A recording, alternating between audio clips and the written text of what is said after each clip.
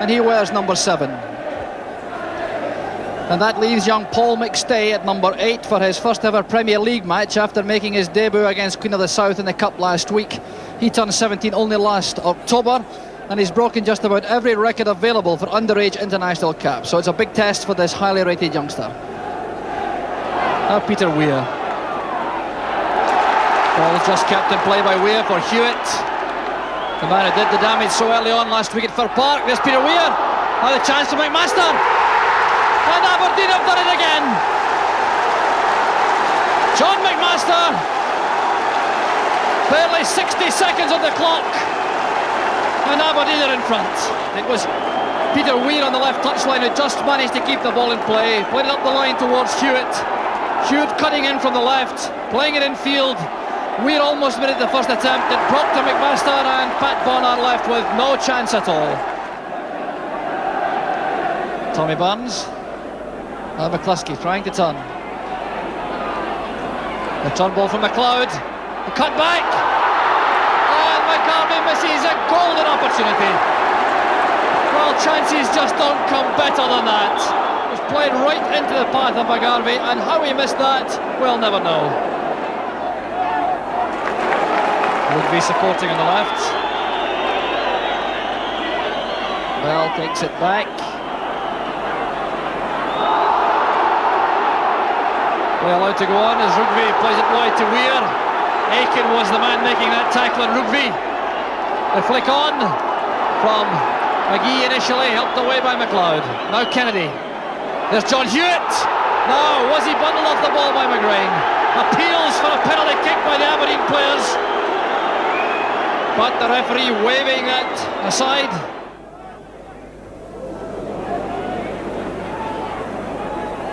Well, McLeish won it, but the ball falling straight at the feet of Burns. And almost surprising late in with that right foot shot. Now McLeod. McGrain coming up in support.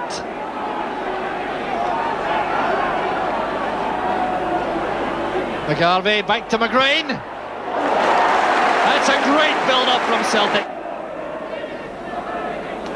Bell intercepting that pass from McGarvey. Now McMaster. Challenged by Sullivan. There's McCluskey. And that's so nearly the equaliser.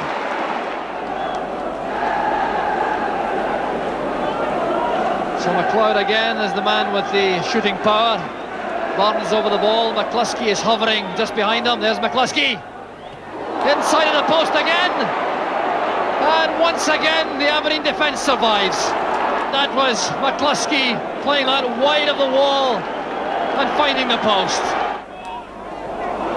And McCluskey towards McGarvey, and that is a penalty kick. Celtic again working one of those marvellous 1-2s coming forward. Rugby leaning hard on McGarvey to prevent him reaching that, and the referee awarding the penalty kick. This is only Celtic's 4th penalty kick of the season. McCluskey scored 2 out of 2 so far. The only miss was by Charlie Nicholas. Here's McCluskey. 1 each. And George McCluskey leaving Jim Leighton completely helpless. No chance at all as that swept high into the top right-hand corner. There's McGee. Now Strachan. Well, they've seen a great deal more of the ball in the early stage of the second half than they did in long spells in the first. There's Kennedy. That's a good cross. There's Hewitt. And he just couldn't get over the ball for that header.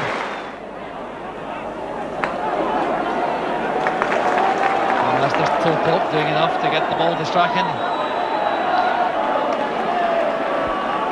Again, Kennedy up in support. Hewitt just beaten. Kennedy back in to Strachan. Great chance for Strachan. Ball still free. And eventually thumped away by Paul McStay.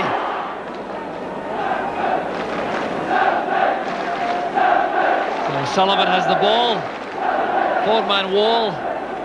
McLeod waiting behind. There's McLeod. Deflection. And Leighton is beaten. It's Murdo McLeod who's given Celtic the lead. 20 27 minutes of the second half gone, and Celtic go in front.